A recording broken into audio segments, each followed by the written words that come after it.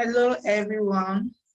You're welcome to the day 5 of our week 3 of our digital training class organized by the Cybersafe Foundation. I'm Engineer Faith Edu, your resource person for this training session. Remember, week 3, we are talking about soft skills. And for this class, we'll be looking at self-management. And under self-management, we'll be looking at active learning and learning strategies. Active learning and learning strategies. For me, a successful day, a good day, a fruitful day for me is a day that I would have learned at least one thing new. It's very important that day-to-day basis we keep learning. We never stop learning till the day we die.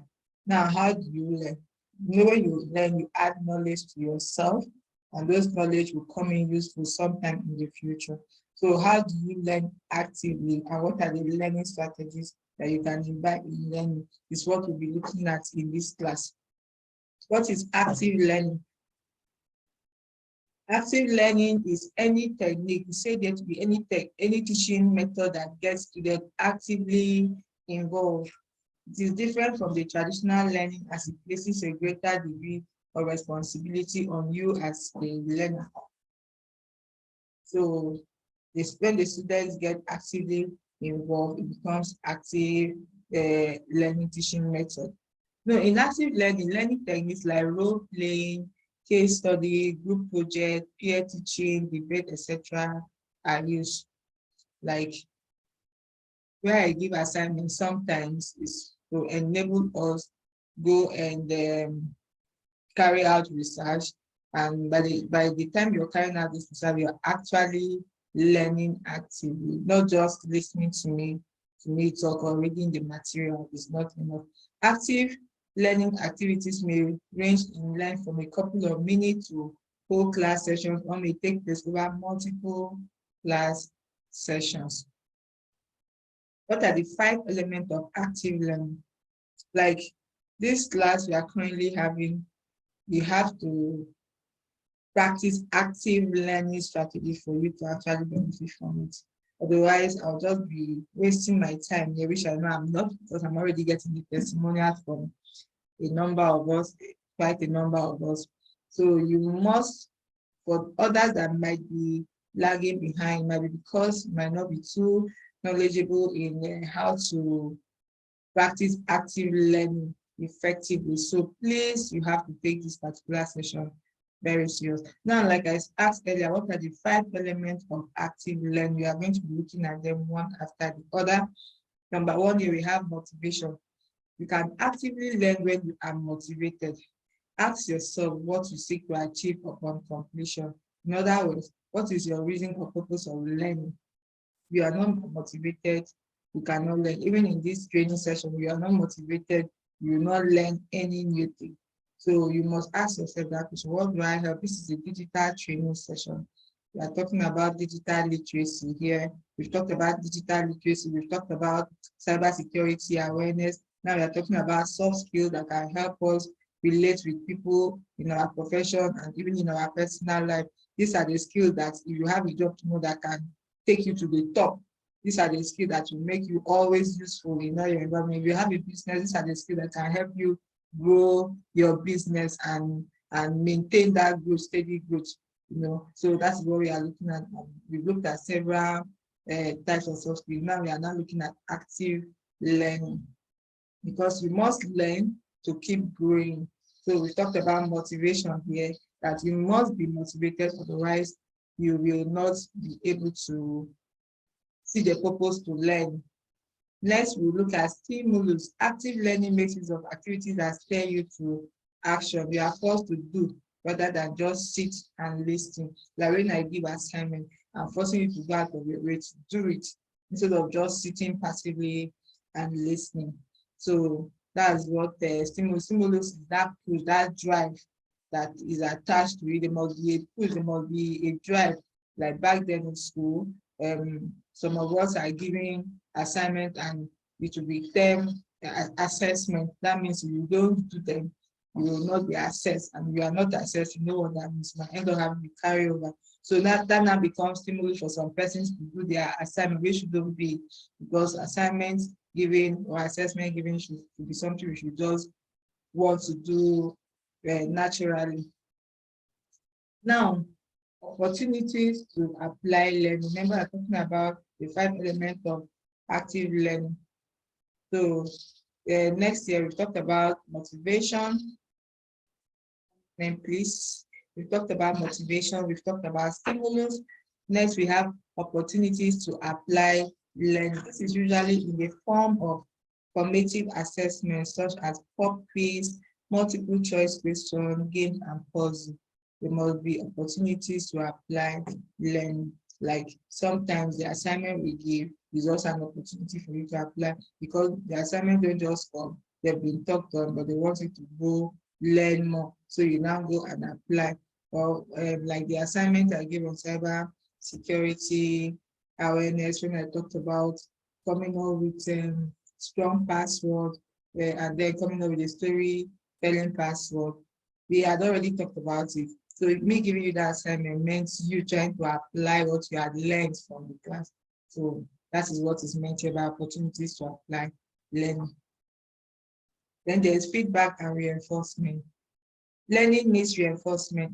In a face-to-face training session, the trainer asks questions and initiate discussions or interactions to reinforce learning. In the case of online courses, reinforcement can be provided with the help of feedback given to formative assessments in the course.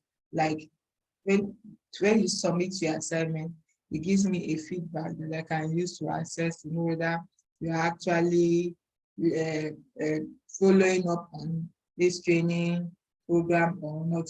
Or sometimes you might, for some persons that might not properly or totally get the drift of what they have been asked to do. So many still come to my inbox and ask questions, So and then from the question they have, they get feedback that can help them to proceed further and learn actively while carrying out their assignments. Next, we have evaluation and reward. Evaluate the effectiveness of the training course, and learners have to evaluate to their learning. In traditional classroom training, this is usually done at reaction level, like the smile sheet, feedback form, or an open house. Rewards can be tangible in the form of certificates or degree. So evaluation and reward are some of the elements of active learning. Now we have here this active learning strategy used during this seminar. You'll get this material. When you get this material, employ that you should go through it and study it. On one side, we have simple active learning strategy. Excuse me, on this other side, we have complex active learning strategy. This is a spectrum of some active learning activities arranged by complexity and classroom time commitment. So we can see the simple writing, minute paper, large group discussion, informal group evaluation, case study, interactive lectures, role playing, jigsaw, experimental learning services. Here in complex, we have post-reflection, self-assessment, think, pair group, trial group, peer group, brainstorming, hand-on technology, active review session, inquiry learning, forum theater, and all of that. Now, what are the 5 types of learning? First, we have visual learning. Visual learners are individuals who prefer to take in their information visually, be that with maps, graph, diagrams, charts, and others. However, they don't necessarily respond well to photos or videos, rather needing their information using different visual aids such as patterns and shapes. Like this training we are having, I usually give materials out. So this type of learners are the ones that will not want to listen to the video, they want to get the material and just go through it, read through it, and then they get to learn. So these category of people fall under visual learning. And then we have the oral learning. Oral learners are individuals who learn better when they take in information in auditory form, when it is heard or spoken. These are the set of persons that the best way they can cope with this training.